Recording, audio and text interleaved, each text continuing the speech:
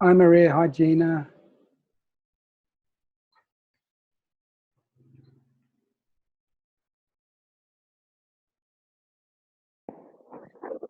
Okay. Can you get the videos on?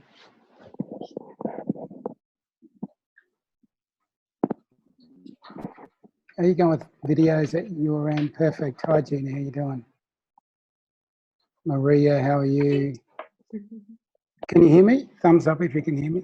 I'm good. Fantastic.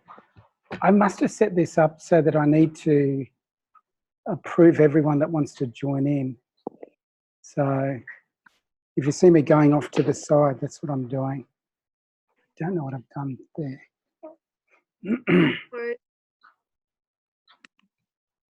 So let's just hang loose for a couple of minutes. How you doing, everyone?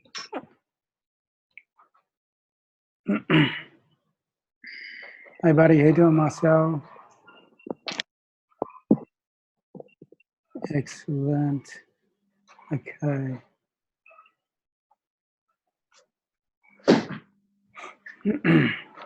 So just hang out and talk with yourself for a little bit, for a couple of minutes.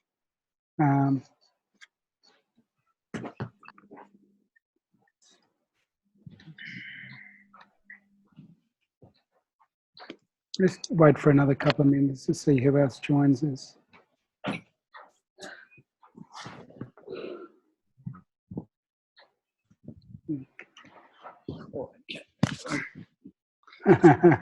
Hey. How you guys doing? You well?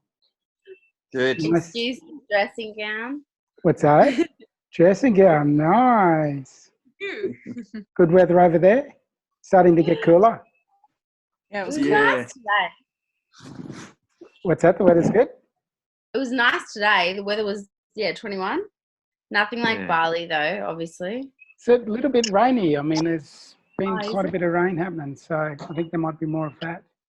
I was just saying to the other guys that came on, for some reason, I set this thing up so I need to approve everyone that joins.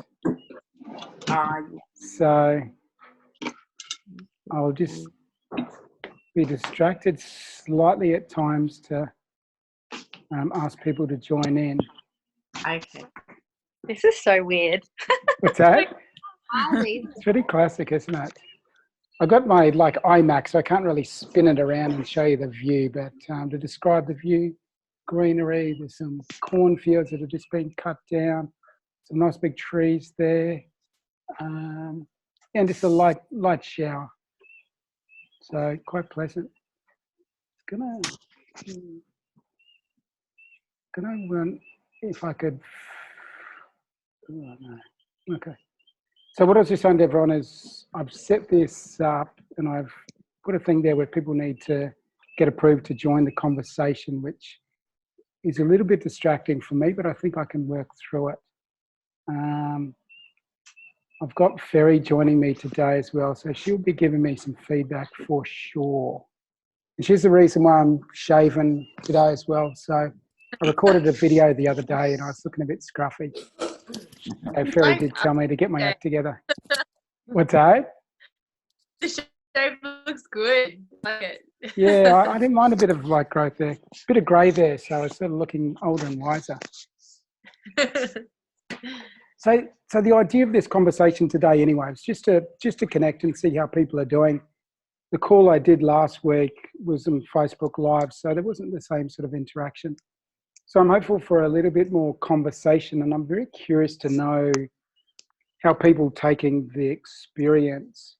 So maybe if we just start off by people sharing a little bit of experience, just maybe in a minute or so. Let me know how you're doing, where you are, where your state of mind is, how you're feeling in general, just so I get a bit of a sense. So let's kick it off with Gina. Gina, how's everything for you given world affairs? Yeah. Yeah, I think actually after your video the other day, I guess I have been a bit fearful about, not catching it and that kind of thing. But I think after that, just realizing that even if I was to catch it, that I would be fine. So I've just been, just looking after myself and meditating and just, moving and, that kind of thing. Fantastic. So, Someone playing tunes in the background. Alex, you're playing tunes in the background, Alex? While you're not talking to, it might be best just to put the mute button on. And then when I ask you to talk, just unmute yourself and then you can join the conversation. That's good feedback, Jen, and that's good to hear that a bit of reflection on things, just taking a step back and getting a better perspective. Also, the part you said about fear, like when we have fear that that creates particular kinds of a cell reaction, a biology response. And I've been like, okay, let's remember love and also and groundedness. And so just being more aware of my thoughts and grounding myself. So personally, I'm loving the space as well, and just been taking a stand back, looking at different areas of my life and where I want to tweak things. So it's been really great. Fantastic. Thank you. Fantastic. Thank you for sharing, Gina. So Lisa, let us know what's going on at your end of town. You there, Lisa? Mute now. Have you unmuted? Yeah. Okay. Can you hear me? I can hear you now. Far away. It's nice to see you, Carl. Oh, Hi. thank you. Good to see you too, bud. Yeah, I mean, I've been having a really hard time, actually, just because of, initially we were like, oh, everything's closing, then we weren't closing, and for some weird reason, hair salons are staying open. And it's been hard because I'm worried with the contact that I'm having with people, that I'm exposed to them, they're exposed to me, I'm exposing things to my child. And then on top of that, I let one of my staff go because even prior to this happening, I knew that coming up in the next few months, I just didn't have the work for her. Yep. And she's just been really, really bitchy about it, I guess is the word. And I've been a good boss to her for 2.5 years. And it's just not nice. Like, I just don't like to upset people, and I don't like to feel upset. So trying to find reasons like why everything's happening, and if this is the universe's way of sending a message, or, clearing out some of the oldies to let the young step up. I don't know. But been really having moments of trying to get my head together, and then moments of just fucking heightened anxiety. Okay. So just that feeling in your stomach of like, oh, what's going to happen? What am I going to do? Just no control. Okay.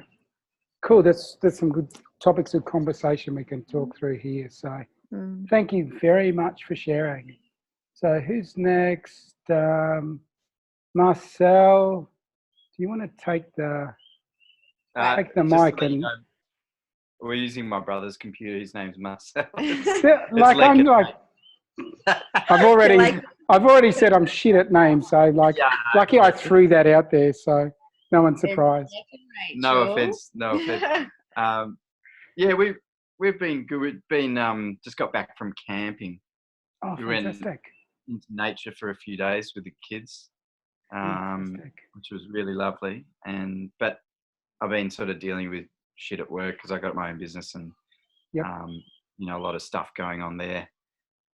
Just sort of sorting through it, so it was sort of a bit distracting having to have Zoom conference calls. I was hating it. Yeah, she was. I was like, I'm supposed to be away with the kids enjoying this, and he was on the phone half the day. Okay, yeah. So I was like, but Totally I mean, we feel very we just got back today, but felt very disconnected and kind of calm and peaceful about the whole thing. Yeah. And then I Yeah. spoke to Adam. We were voice texting, and he was saying just check in the morning and then once again at night, which you then reiterated.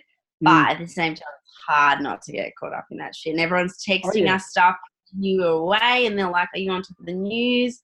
Are you okay? What's going on? Blah, blah, blah. So we are like, obviously with the 2 kids and then my parents, who my dad has lots of health issues. So we're cautious about all of that stuff. And then I don't want Let to work because I don't want him to bring anything home to like our family or my parents, but then he's kind of got to do his job. So we're kind of dealing with that shit. Okay, cool. I might have some things that spread a bit of light on that. One thing I love is the idea of going out in nature and recalibrating, getting back into the circadian rhythms of nature, just to recalibrate the whole system. So I think that's we a planned beautiful to thing. do like lots of meditation. I took like both your books. I was going to read and all that, but then just it was just a lot of still time.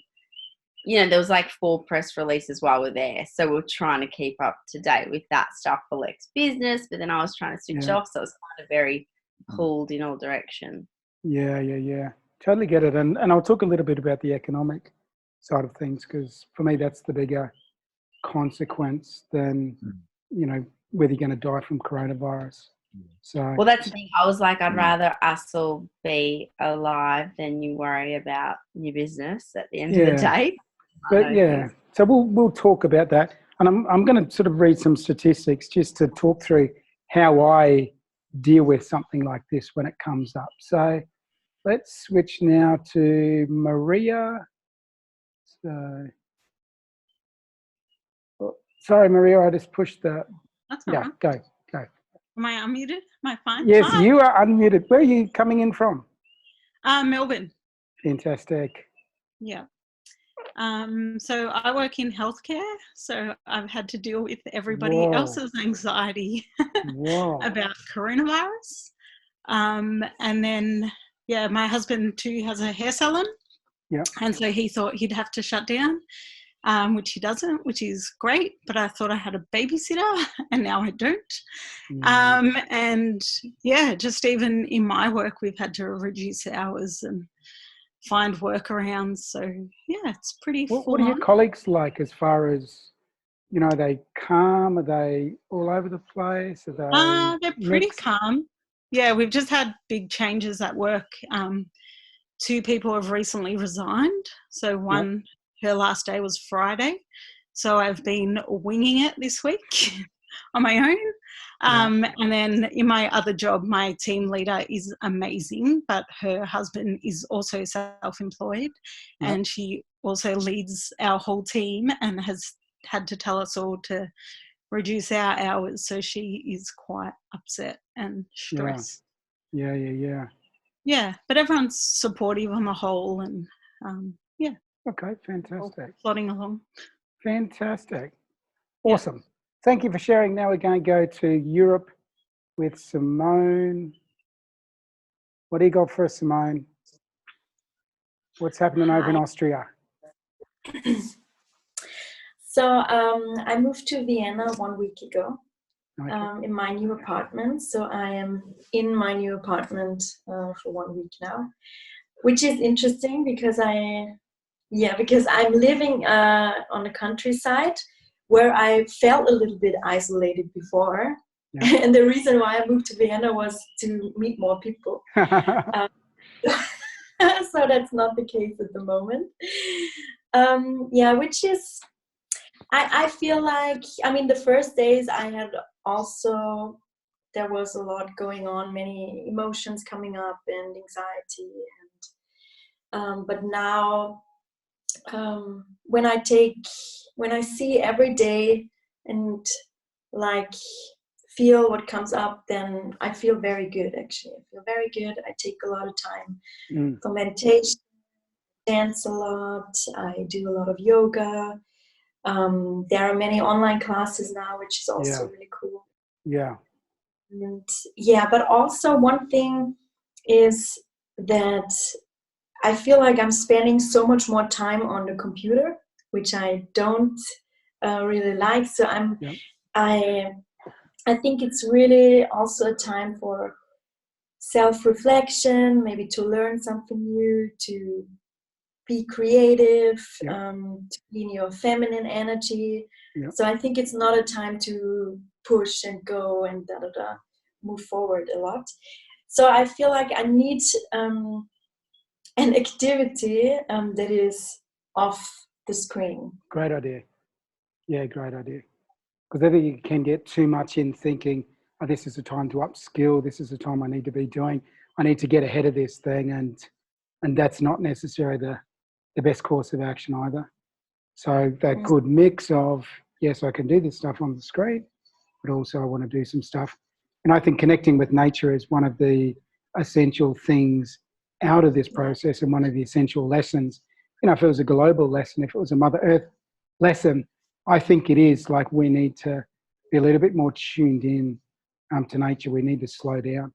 So whether Mother Nature's, you know, pulling the strings, or, you know, whatever your belief is, you know, definitely I think plugging more into nature is going to be something that grounds us and settles us, calms us. Yeah, definitely. Learn from nature. Also, I feel like when I look at the bigger picture, what it means, so I'm really positive what it means for our society, what it means for Mother Earth, what it means for our connection to Mother Earth and for our connection to each other. And that's actually really beautiful. It's a really beautiful process. Only when you are in your daily life and you think about all the things that you're going to lose, which is also normal, I think, at the moment, then maybe you're getting into anxiety. But when you look at the bigger picture, I think there are going to be many gifts will come out of that. Yeah. I mean, that's the basic description of, you know, the difference between a fear response and a relaxation response. Fear, super focused on the little picture, you know, catastrophizing that little thing there. And when we're in a open mind, when we're in an open hearted, when we're in these elevated states, we've got a broad perspective. So we're looking at the big picture. And when we see the big picture, we're like, oh, it's not so bad. So that's a great point.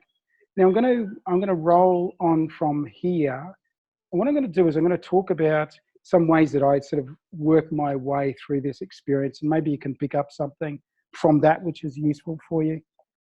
So the first thing for me is I want to get clear what the reality is, and I want to look at that in a non-emotive way. So I don't want to trigger the stress response. So one of the things for me is I ask what the reality is, and rather than jumping online or jumping on social media and getting swamped by a tidal wave of information, I work out what information I actually want to have. So for this conversation, I'd said, okay, I want to get some statistics. So I go on and I see the latest count of, you know, cases, latest count of deaths and that sort of stuff.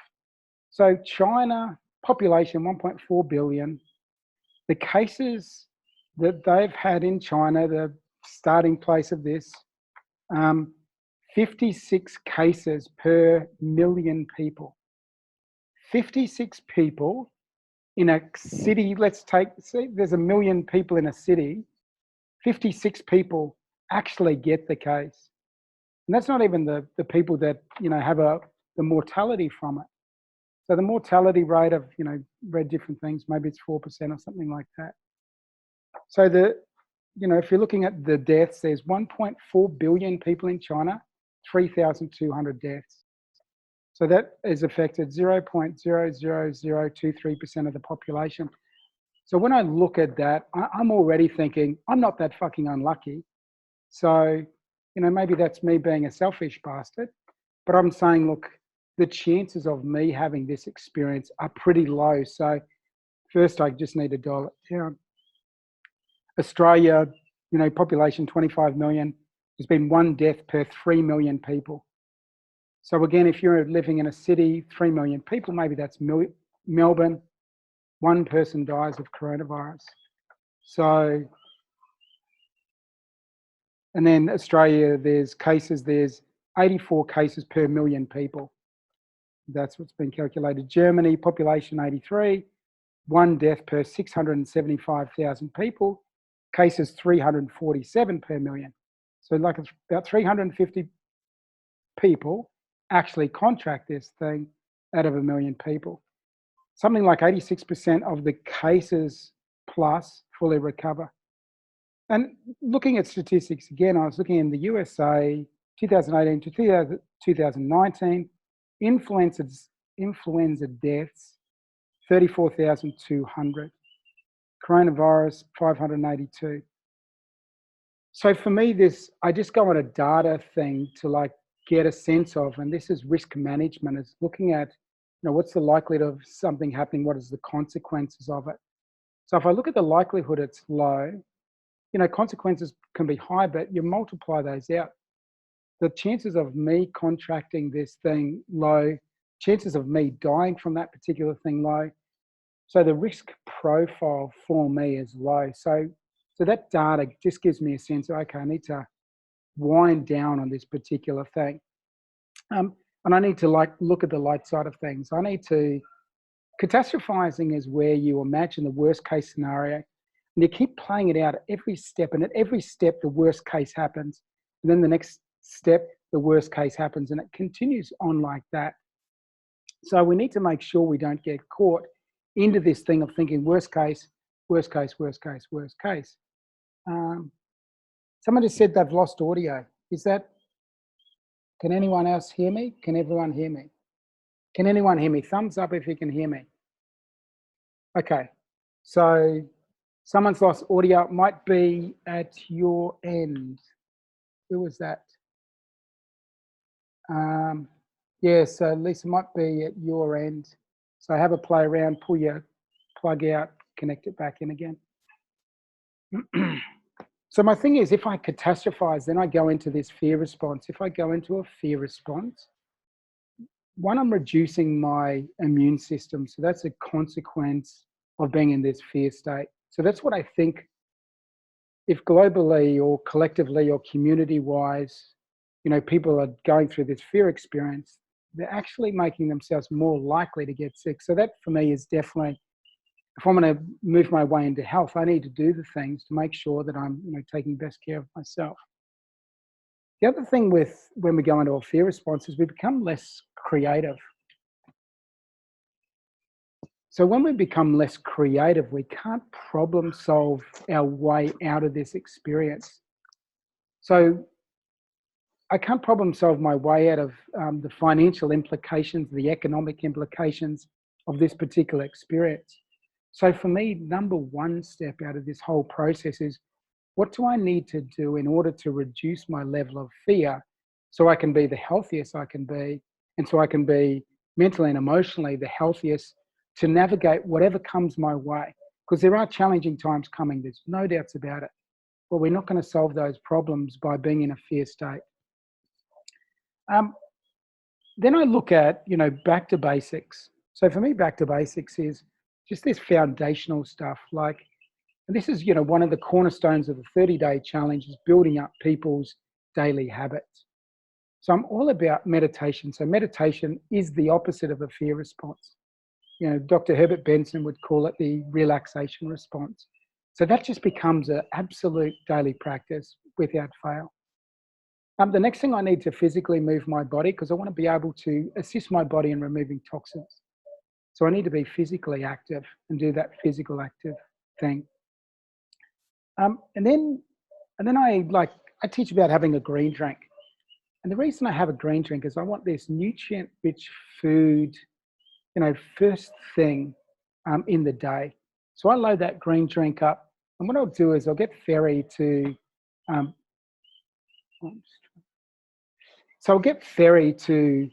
put together a little recipe piece on the green drink that I make.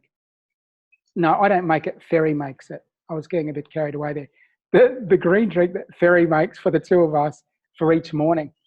And it's loaded up with high nutrient food. So if I want my body to be as healthy as possible, I need to get in the best nutrients.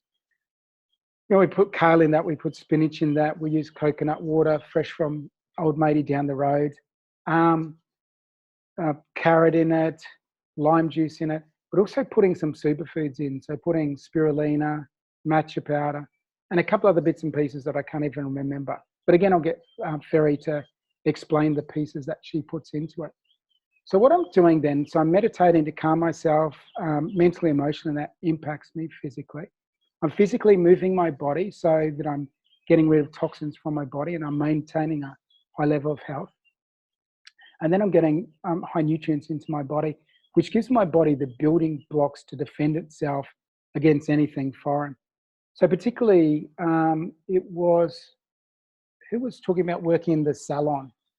So working in the salon, so one of the things might be like making sure you take care of the basics so you're in the best health you can be in that particular situation. I went to the salon the other day here in Bali, and the Indonesian girls, they just have like a mask on. So they just have the face mask on and that sort of stuff, and it's just part of them doing it. So they feel comfortable that they're less likely to contract something or whatever. And I think some of them were wearing plastic gloves, and I've seen a bit more of that around. So it's not, you can take measures that feel comfortable for yourself to know that you've created a safe space, working environment as much as possible. So you don't do it as from a place of fear. You do it as, oh, okay, this might make sense for me to up the hygiene, might wash my hands a little bit more frequently.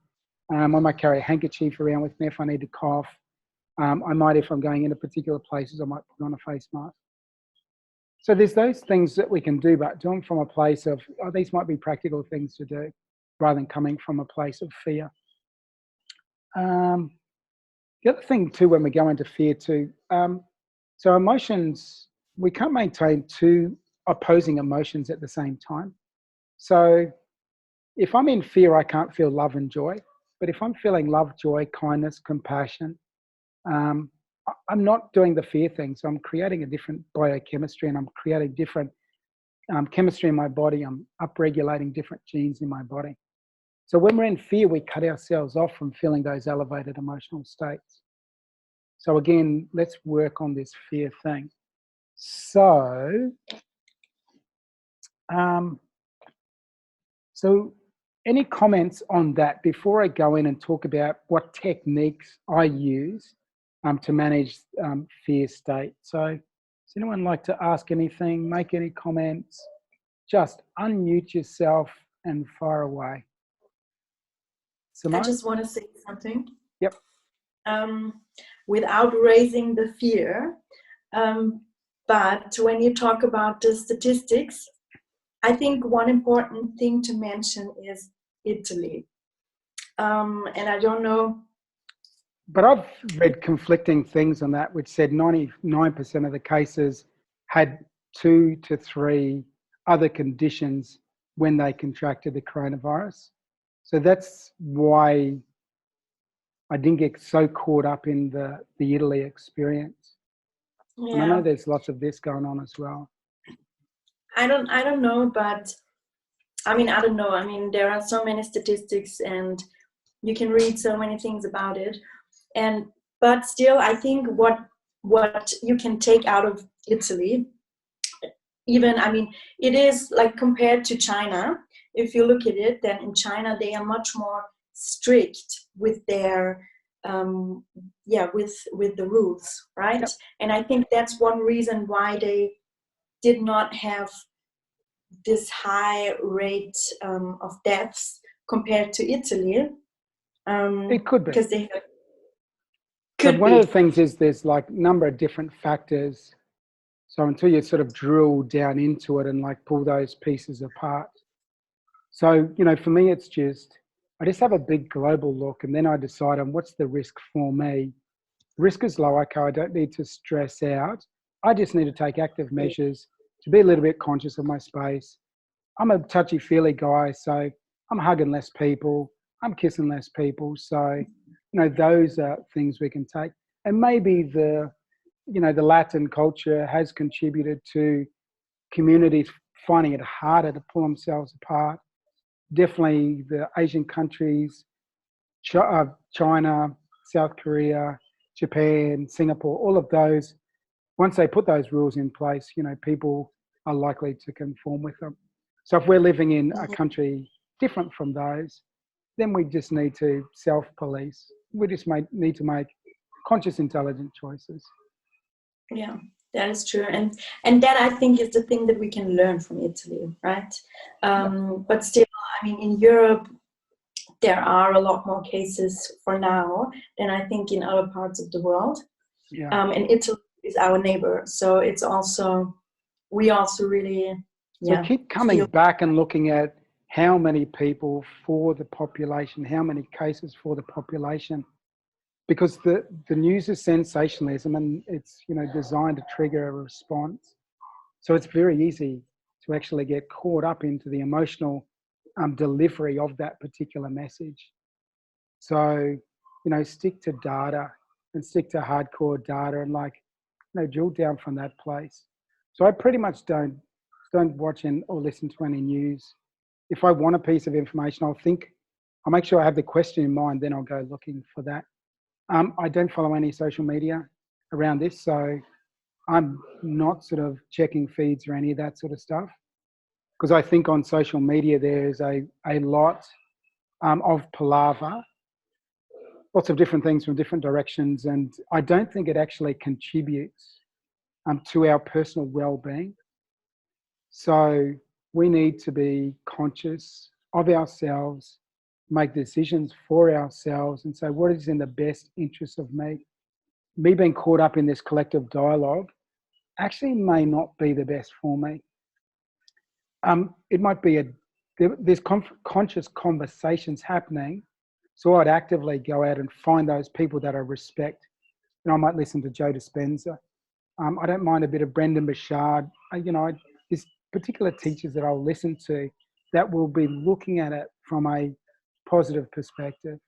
So again, it's I want good nutrients in my body with my food. I want good mental nutrients as well. So I'm very selective about which nutrients I let in from the information field. But thanks for bringing that point up, Simone. That was good. Anyone else got any other stuff to add to the conversation? Any questions you'd like to ask? Oh, I really like the looking at the statistics part. Yeah. Especially when talking to people, because I literally spend the whole day trying to alleviate people's fears. Yeah. And I hadn't thought of presenting the data in that way. Yeah. So thank you for that. And I think also the last bit you said about the two opposing emotions. Yeah.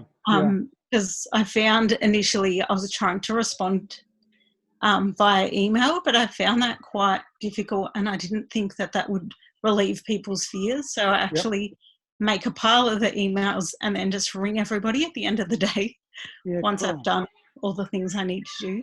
And I found that that's helped quite a lot. Like, I haven't had many follow-up inquiries.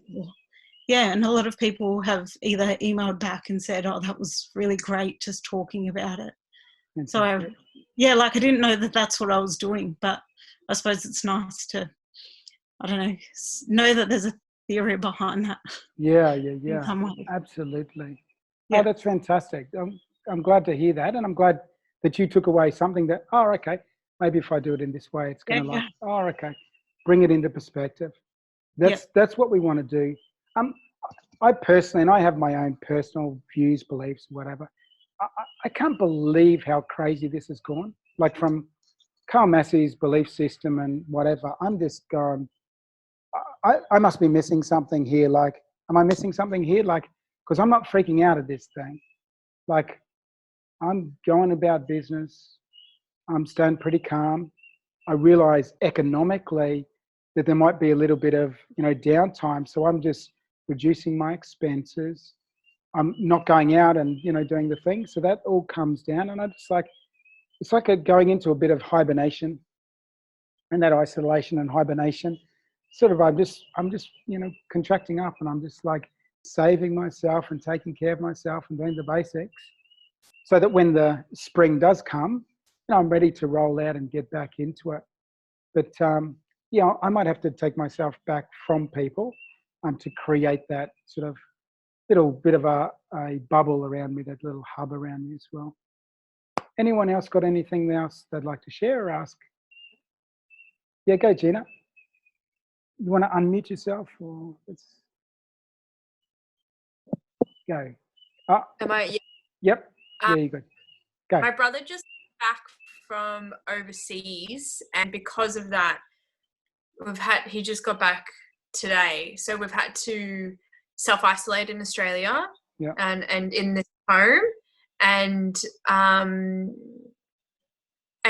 think there's been a lot about like what the government's saying and what the restrictions and the expectations are, and then also just trying to be realistic when you're describing the statistics, and I've just been trying to wonder like what is an appropriate measure, because my parents are quite like, can't be in the same room and taking all these measures. And I guess I just want it to be like a calm situation rather than over the top, and wondering what your view on that is. Yeah, look, my thing is I open all the windows and all the doors, and I want good airflow in my house. So that's, one thing. I think the challenge is sometimes in some countries, because of temperatures, having a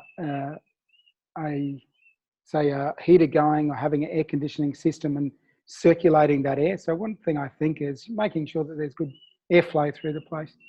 It might be, if it makes your parents feel more comfortable, that he puts one of those freaking masky things on when he's in. But yes, I guess it's in individual circumstances, working out what the best way is to manage this thing without like going totally over the top with it. The good hygiene and that sort of thing. Yeah, I didn't see how this was going to work. So someone comes into a household, they got to self-isolate, stay in their room and that sort of stuff for 2 weeks, whatever. I'm not sure what that exactly looks like. So you might have to play around with it. Let me have a think about it a little bit more. And if you want to send me an email separately and just, ask me some specific questions, I'll have a little bit more time to think about it. Because it might be that you sort of show to your parents, like, this is the data on this thing, this is the statistics and that sort of thing. So, maybe it's not as bad as you imagine, and we don't need to be so crazy. We don't need to pretend my brother isn't there and that he's a leper. Yeah. Because again, that energy, so that energy of fear creates a suppression of the immune system. So it doesn't necessarily contribute to the well-being.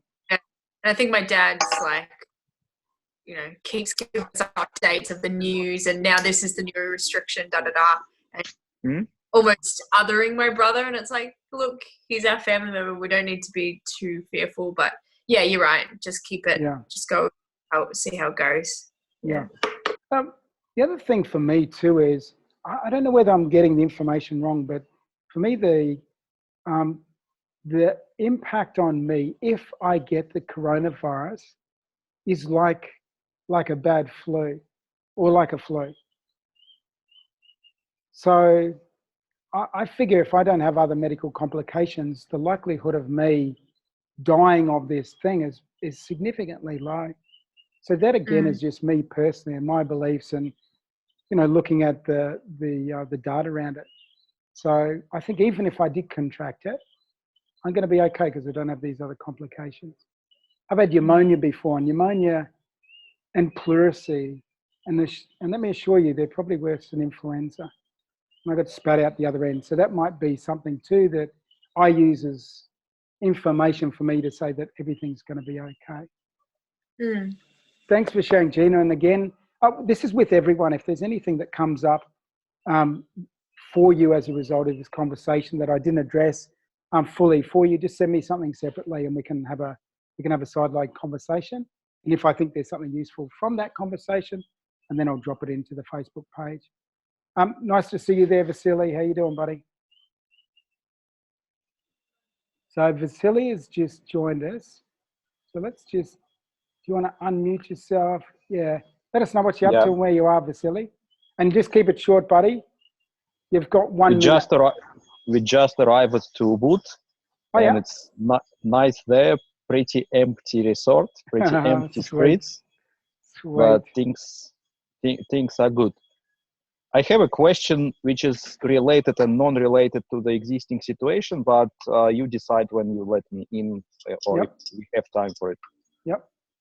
Well, ask the question now and I'll let you know whether we'll park that or whether I answer the question now. I met you several times on different topics. Yeah. And more and more I'm getting conscious about what drives my behavior. I found that I realized that I became kind of addicted to the hormone of stress. Yep. Meaning I'm operating more efficient when I'm under stressful situation. That's the story. Yeah. And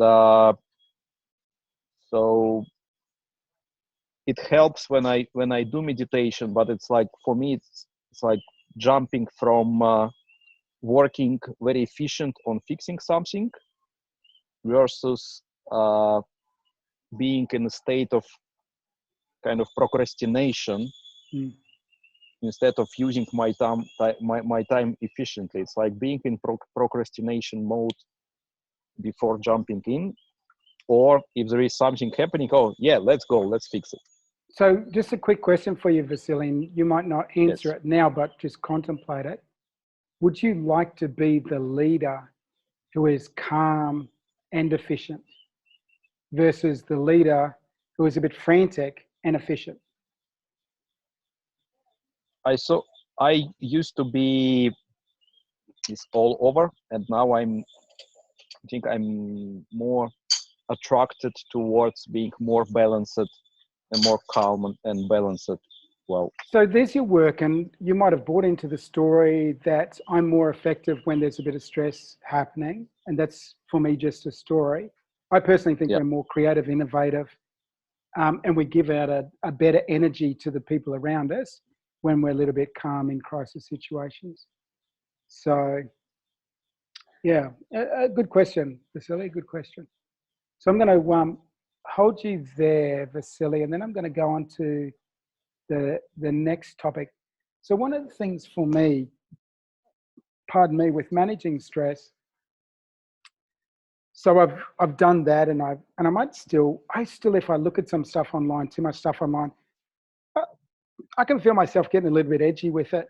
So, you know, I remove those things that make me feel that particular way. I'm sweating like a crazy man here. And what I do is, so the technique I'm doing, I meditate every morning, but sometimes the meditation might actually be emotional freedom technique. So for me, the fear response and deactivating the fear response is one of the key things I can do, or the key things I need to work on. So the idea of emotional freedom technique, so it's working on the energy meridian lines of the body that our beautiful Chinese colleagues have mapped out hundreds of years ago. And tapping on particular points creates a kinetic effect, an energetic effect, which influences these energy pathways through the body. So what I do, if I tap on a particular sequence, while I have a particular image in mind, a particular thought in mind, what I'm doing is I'm recalibrating the amygdala. So the amygdala realizes this isn't something I need to have a physiological stress response to. It's just a thought. You know, everything that we have, all the fear things, they're thoughts. You know, I was talking with a colleague the other day who was worried about which countries would have the best chance of feeding the population if things got really bad, like, you know, way at the other end of the catastrophe spectrum. But that's just a thought. And that thought, which isn't a reality, isn't real, hasn't been shown to be real, creates a stress response. So if I do tapping, I'd like bring the image up of, you know, are we going to be able to get fed? And I can be tapping around that particular thing. And what I'm doing is I'm letting the brain know, particularly the mid part and the lower part of my brain know, so the subconscious parts, I let the subconscious parts know that that isn't a real threat. That isn't a real physical threat that is physically facing me at the moment. So I'll go through like some tapping, and this is what I recommend for anyone who's getting to a stress level or a fear level that's like just getting a little bit too creepy. So we tap on the karate chop point, and you can do this with me as I talk through it, so you have the experience of it. So what I do when I'm tapping there, I might say, even though I've got this fearful thought of mine that makes me think that there's not going to be enough food in the country I'm living in, I love and approve of myself. Even though my crazy mind is dreaming up things and I am sort of freaking out about, where's this thing going to go and are we going to have no food? I love and approve of myself. Even though I'm sort of maybe getting caught up in the stories of other people that's causing me to have these thoughts, I love and approve of myself.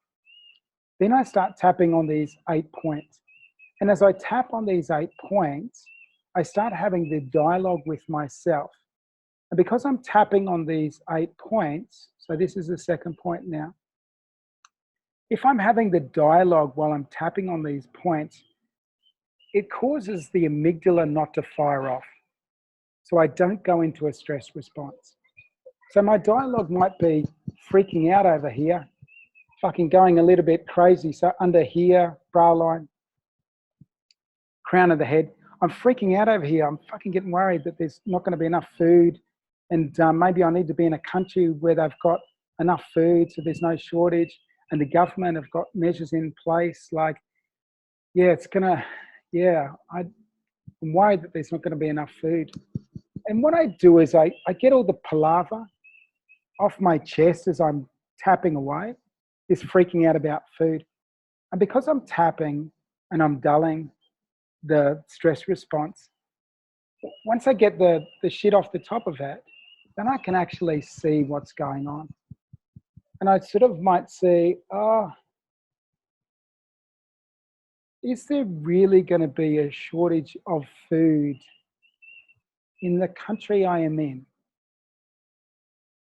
And if there is going to be a shortage of food in the country I'm in, which is a reality, a fact, because I've based my decisions on facts, I've found out the question, then maybe there's some things I need to do.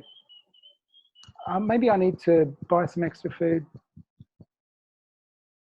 Maybe I need to talk to some, government officials. I might need to talk to some stores, some grocery stores. I need to find out what the information is about it.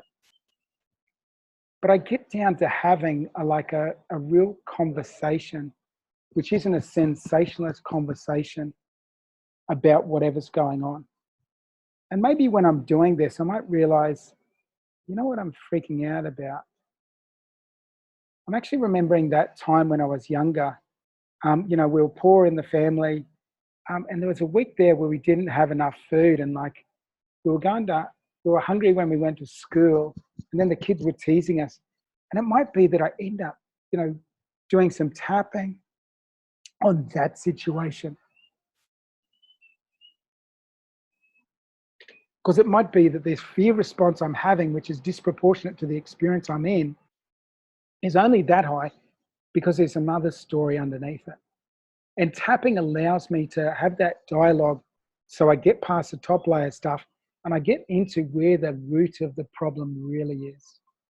So this is where I want to spend a bit of my time. The other way you can use tapping is if you have a physical sensation in your body. You can start tapping on the physical sensation of, got this pain in my right hip. This pain in my right hip is making me feel a little bit out of balance. And so I tap around the physical sensation, and then I might look at what's the emotional sensation that might be underneath that physical sensation. And that again, the physical might be the surface level stuff. When I get underneath, that might be the stuff, I'm feeling out of balance in life. I'm feeling like I'm giving too much time to work and I haven't got enough time to support my partner. Because I'm not supporting my partner, that's making me feel like less of a person in this relationship. So it's a beautiful technique to work out what's underneath the fear, what's underneath the top story. Because we can't get beyond that top story when that stress state. The other thing it allows me to do is, if I'm having conflict with something outside of myself, one way to resolve conflict is have empathy, like see things from another perspective. If I'm in a stress state, I can't see things from a different perspective. So tapping might allow me to take my emotional intensity down to a level where I do have the capacity to dip into and use this thing called empathy and actually see stuff from a different perspective. So, I think it's, a beautiful, powerful tool. So if anyone's over the course of this process and beyond, if something's really wigging you out, like causing you, and you're like, fuck, I don't know why this is, causing me such an issue. Sit down, close your eyes, start tapping, to set the space up, and then just going on this dialogue and being compassionate and kind with yourself as you go through this process of trying to understand what the bigger picture might be. So that for me is one of my best tools for dealing with fear. The other one is, Gina. What? How does it get into the subconscious? So doing that. So tapping on it. So what they're suggesting is, so acupuncture is a recognized, medical intervention. If we put needles, in particular these meridian lines, it causes a physiological response in the body. So the medical profession's accepted that. So what they're saying with tapping is, because we're dealing with energy lines within the body, if we tap and the kinetic energy from that creates an electrical pulse, we're actually, part of this conversation, this energy conversation within our body.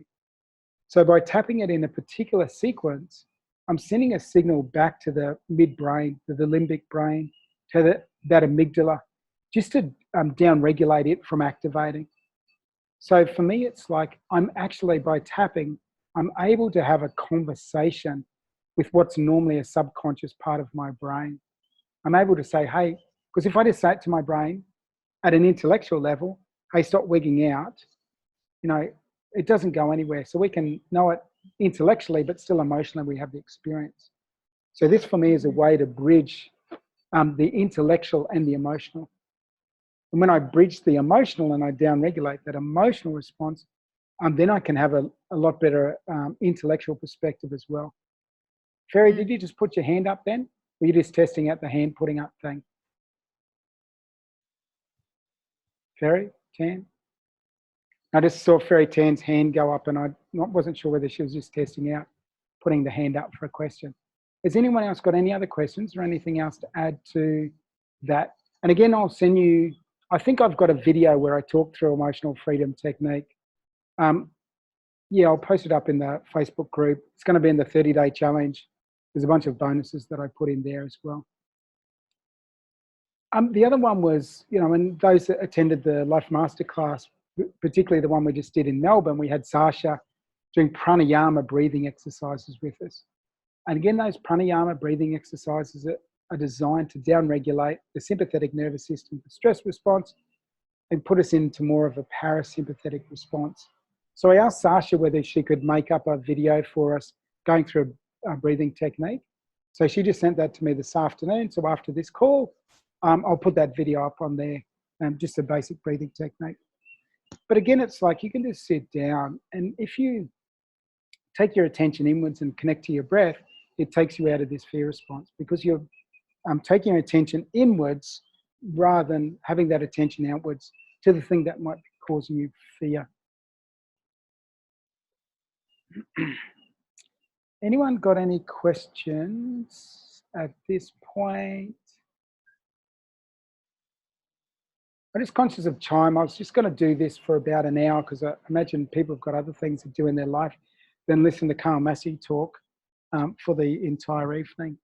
So one of the things I want to highlight is the doing of these basic rituals, like the doing of meditation, the doing of physical activity, my green drinks. One thing that's caused me to do over time, and I had a colleague say to me, like, you guys are so much calmer about all this, they were getting a bit stressed out. It's because I do the work. Like, one of the things with meditation is it allows you to create some space between stimulus and response. So, that news piece happens, or that person says something, or this world event happens.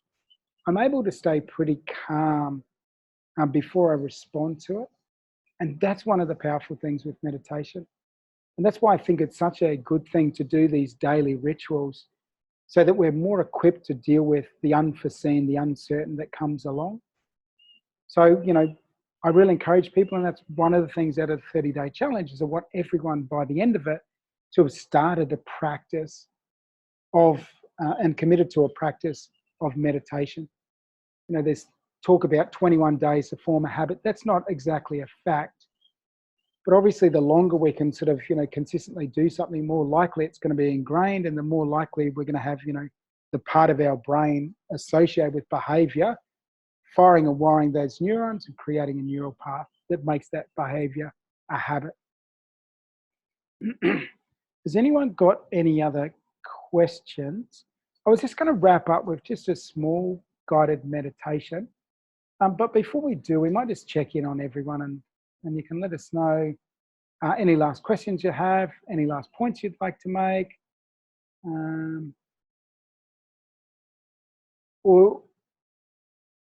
Okay. So Lisa, unmuting you now. How are you feeling as a result of this conversation? Where are you at? Do you have any questions? Firstly, I just want to apologise for losing audio before. That was parent-teacher interview time, and I had to say to him, I'm sorry, I'm on a Zoom conference call. Fantastic. So I'm going to call back my daughter's teacher to continue that later. I do have a question though, Carl. Yep. My feeling, and I know that this is like, I don't know, pretty crazy maybe to some, but I feel like that this isn't a natural occurrence, everything that's gone on with the virus. I feel like my intuition is telling me that this is some sort of biochemical terrorism. Yeah. I don't know. Is that that's crazy? That's not totally like, that's a conversation. Like, there's a lot of stuff we don't know, and I think there might be layers and levels and different things going on. Sometimes we need to accept that we don't know everything that's going on and the causal part of this. It might be just bringing ourselves back in the moment. Let's work our way through the reality of the experience we're happening, and then let's maybe investigate what's going on behind the scenes. So, yeah, I think there might be more to this thing. There's different agendas, and there's different possibilities for agendas as well. So we just need to make sure we don't get too down the rabbit hole that we start getting too freaked out that we have no control over what's happening in our life. Yeah. So it's like, do you have like maybe a good morning meditation that you could recommend that would be good for kind of getting your headspace off to a good start in the mornings? Like when I'm waking up, the first things that are filling my thoughts are worry. So is there a way that we can start the day? Is there something you can recommend I listen to that will get me on a bit more of a positive head space? Yeah, absolutely. So, I just recorded a meditation this morning. So, that's a resource that's there. So you can go into my Life Masterclass podcast. So there's a number of meditations there. I'll put together a little folder with a number of meditations as well. I'll send out the resource page for the Life Masterclass, and on that resource page, there's already a number of meditations there. But I'll add a few extra ones. As I finish a meditation, I'll add them into there. So I'll share that resource page again. But that's a good place to go for different meditations. Yeah, sure. I do a meditation every night before bed. Yep. Various ones. Yep. Like You Are Enough and, stuff like that. But yeah, I think sometimes I'm obviously not meditating in the morning. I'm just getting out of bed and starting my day. So perhaps doing a morning meditation would be a good way for me to start getting my head in a good headspace to start the day. I'm a big fan of that. I'm a big fan of it. If I got a choice between an evening meditation and morning meditation, I choose the morning meditation because that prepares me to go through the day that I know is going to come ahead of me. Yeah. So it's preparation for that. Yeah, thank you. Okay, awesome.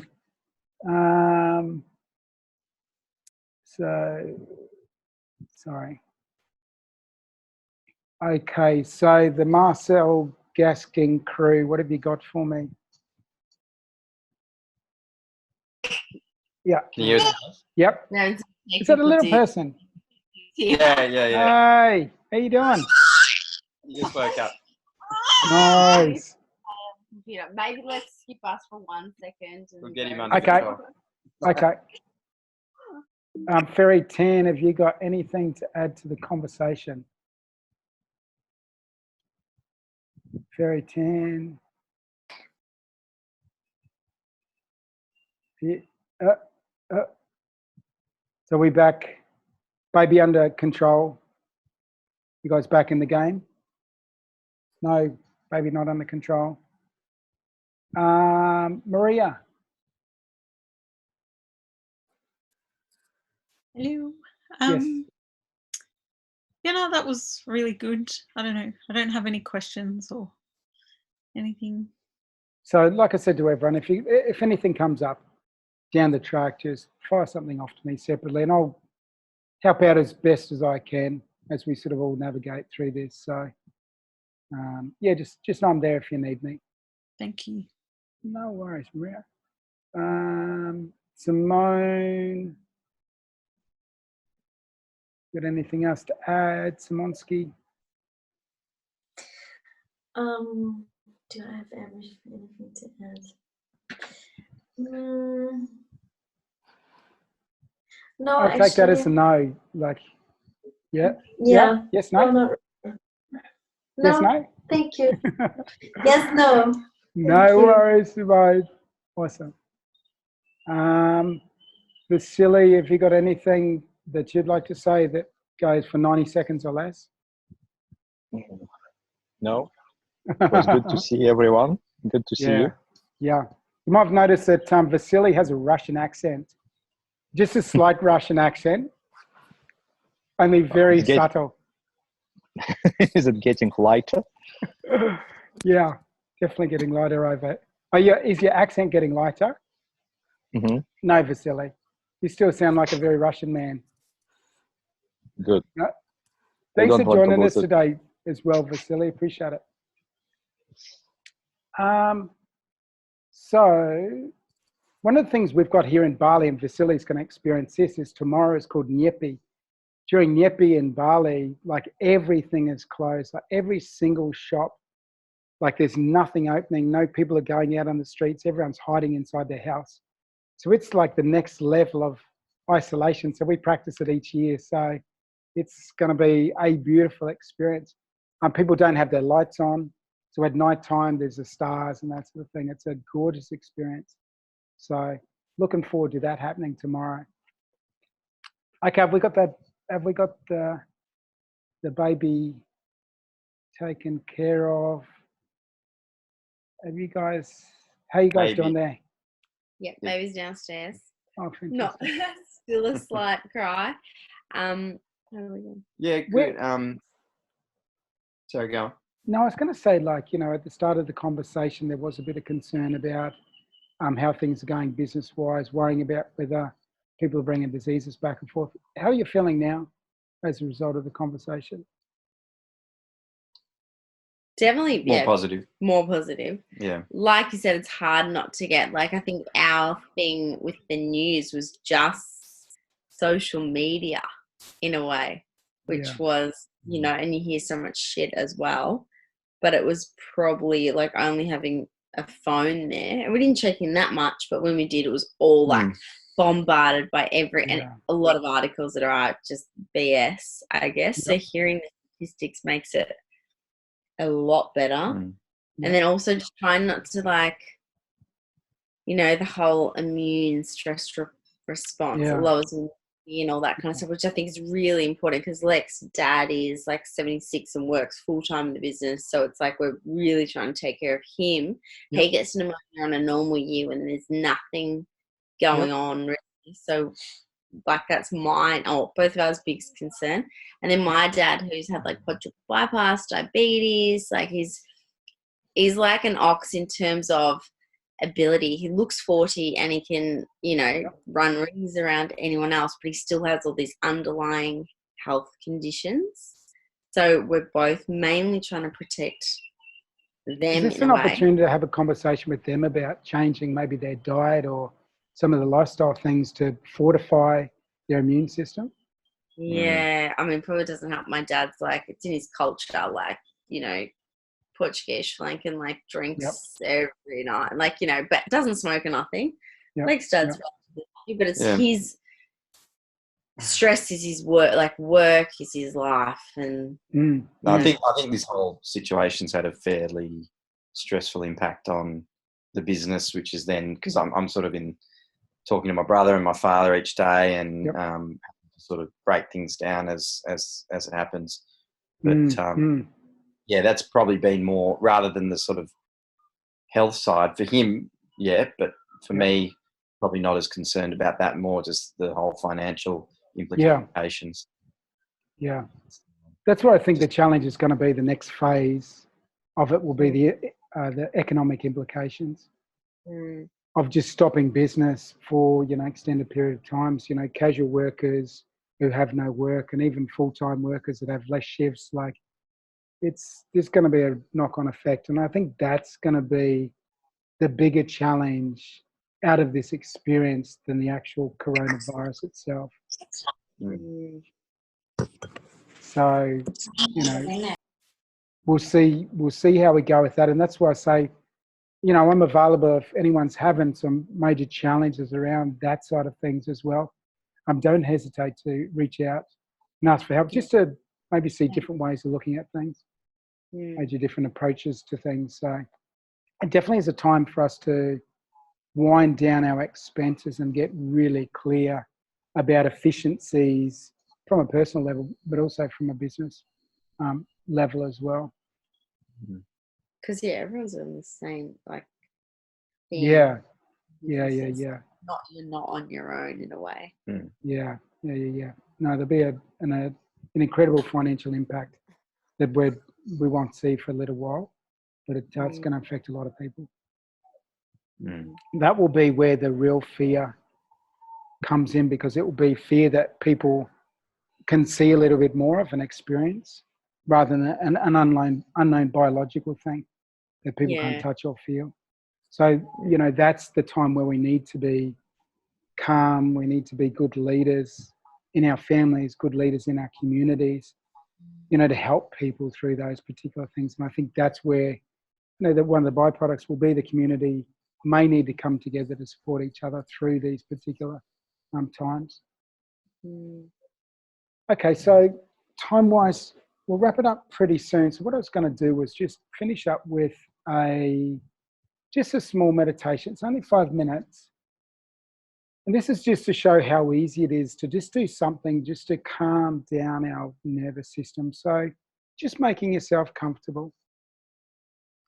And when you're comfortable, closing your eyes. And you can be lying down comfortable, you can be sitting comfortable.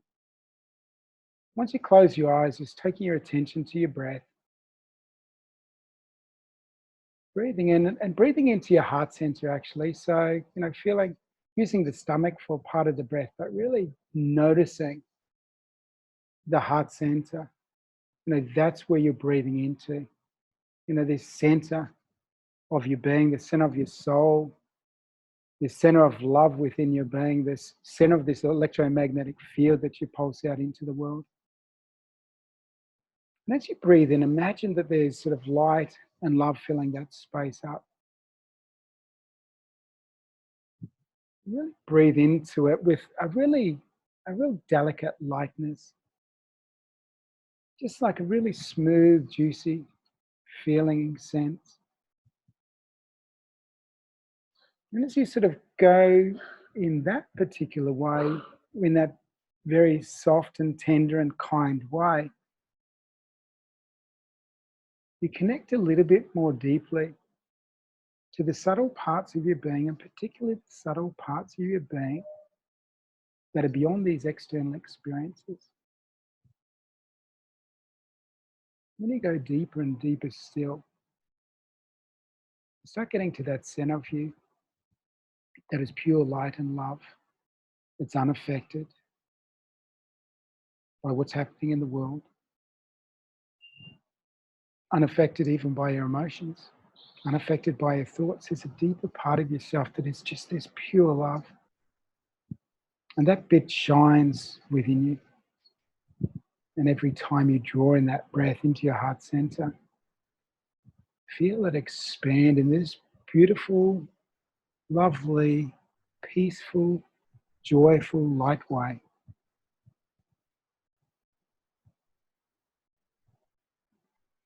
And now noticing, as well as breathing in and like having that fill up, on your out breath, just imagine you're letting go of the things that don't serve you.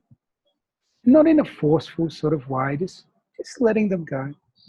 Just letting them go. It's sort of just waving goodbye to them. As if, they've served their purpose and they're no longer necessary for you now.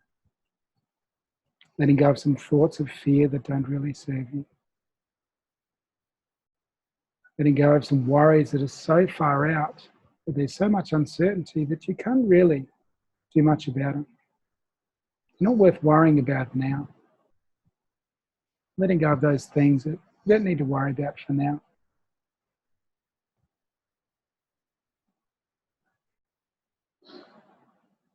Taking the attention more to the in-breath, breathing in and feeling this lightness course through your entire body. And that lightness is you connecting more to the spiritual essence of yourself, the energy field, as opposed to your physical form.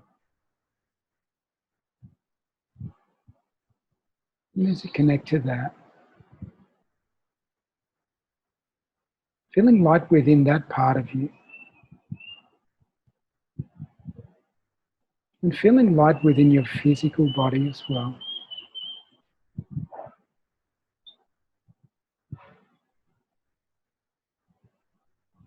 Feeling the sense of calm wash over you,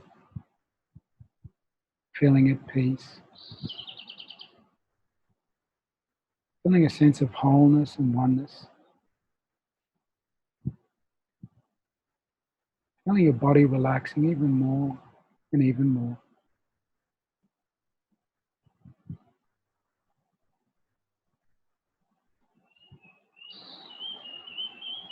As you become more and more quiet, maybe you connect to the essence of the truth of who you are. And one of those truths is that you're self-healing, particularly when you're in this calm state of being. When you're calm like this, you're helping the healing of your body take place automatically. You don't need to do anything more. Just connecting to a feeling and sense of peace. And your body builds itself up to be a little bit stronger, a little bit more vital, a little bit more capable.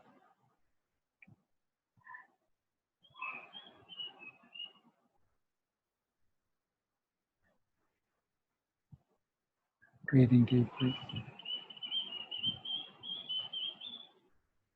And feeling the sense of calm through your entire body. Now I want you to put your left hand on your heart.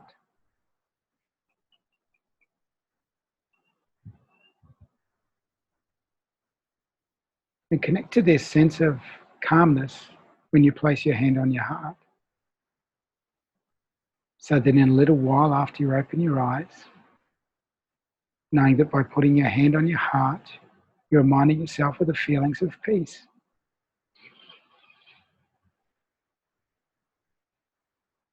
Anchoring the feeling of peace with the contact of your hand on your heart. You can connect to that at any time, regardless of where you are.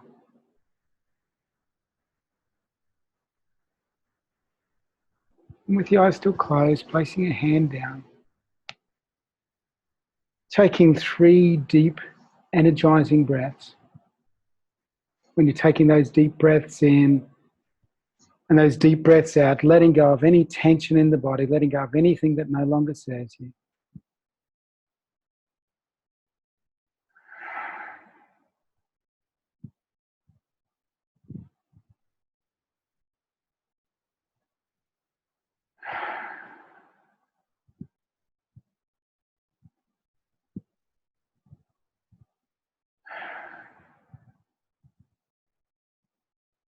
And when you're ready, you can open your eyes.